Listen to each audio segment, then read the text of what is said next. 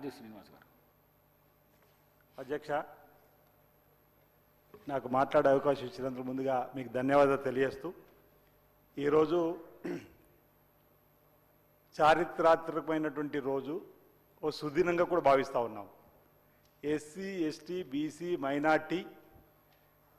పేద వర్గాలకు సంబంధించినటువంటి చిరకాలంగా ఎదురు చూస్తున్నటువంటి మరి కులగణనకు సంబంధించిన అంశమే కానీ, మాదిగ దండోరకు సంబంధించి ఉద్యమ ఫలితం కానీ, ఏదైతే రెండు ప్రధాన అంశాలు ఈరోజు అసెంబ్లీలో చర్చించుకొని రాబో రోజుల్లో మా యొక్క వాటా మాకు దక్కుతున్న ఒక నమ్మకాన్ని కలిగించడంతో పాటు జరగబోయే ఎన్నికల్లో కూడా రిజర్వేషన్లను పార్టీ పరంగా మేము ఇవ్వడానికి సిద్ధంగా ఉన్నటువంటి మాట చెప్తూ ఈరోజు మనకు రాజ్యాంగ పరంగా కూడా సాధించుకోవడం కోసం చేసే ప్రయత్నం చేయడం అవుతుందో అది అభినందనీయమైన మాట ఈ సందర్భం చెప్తూ, అధ్యక్ష, ఈరోజు మా బీసీ జనాభా లెక్కల ఆధారంగా మా వాటా మాకు రాబోతుందని చెప్పినటువంటిది రాజ్యాంగ పరంగా కానీ రాజకీయంగా కానీ రేపు భవిష్యత్తులో విద్యా ఉపాధి ఉద్యోగాలు కూడా అవకాశం కలిగేటువంటి అవకాశం ఈరోజు రావడం అనేది మేము అదృష్టంగా భావిస్తూ ఉన్నాం. బీసీల అభ్యున్నతి, బీసీ సాధికారత ఒక కాంగ్రెస్తోనే సాధ్యమనేటువంటి మాట. ఈ ప్రభుత్వం వచ్చినాక బీసీ కమిషన్ను నియమించడం, పలు బలహీన వర్గాలకు సంబంధించిన కులాలకు కార్పొరేషన్లు నియమించడం, తొలి ఏడాదిలోనే వారు 10 సంవత్సరాల్లో 1,00,000 కోట్లు బీసీలకు బడ్జెట్లో పెట్టినా కేవలం 29,000 కోట్ల వాళ్ళ ఖర్చు ఉంటే, ఈ తొలి ఏడాదిలోనే మా బీసీల కోసం ఈ బడ్జెట్లో 9,200 కోట్లను కూడా ఏర్పాటు చేసుకున్నటువంటి సందర్భం ఈ సందర్భంగా గుర్తు చేస్తూ, ఈరోజు చేనేత కార్మికులకు చేతులిచ్చే కార్యక్రమం కానీ, ఈరోజు బీసీలకు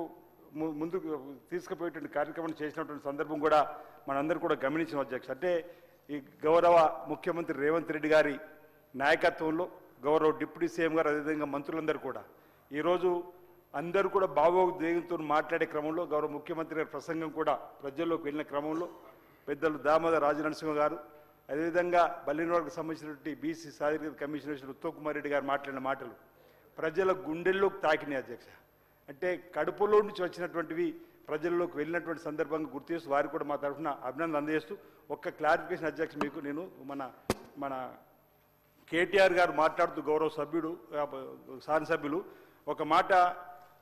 51% అంటే వాళ్ళు చెప్పింది అధికారికంగా డొమైన్ లేకున్నప్పటికీ గౌరవ ముఖ్యమంత్రి చెప్పినప్పుడు 33 పేజీలు ఉన్నటువంటి దానిలో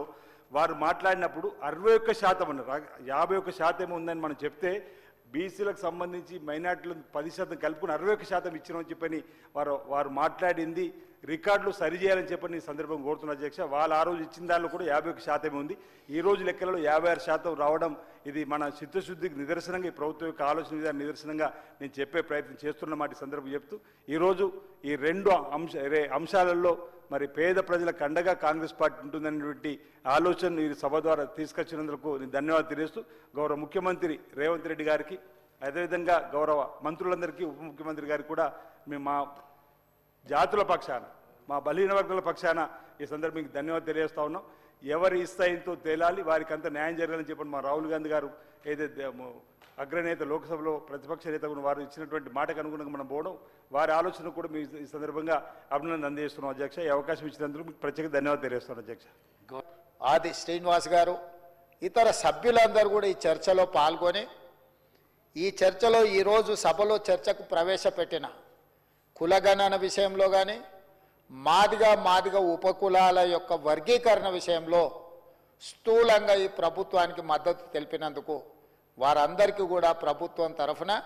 ఈ సామాజిక వర్గాల తరఫున నేను కృతజ్ఞత తెలియజేస్తున్నా. సభ్యులందరూ విజ్ఞతను ప్రదర్శించి ఈ సమస్యను శాశ్వతంగా పరిష్కరించాలని చాలా జటిలమైన సమస్యకు ఈ సభ ద్వారా పరిష్కారం చూపించడం జరిగింది, అధ్యక్ష.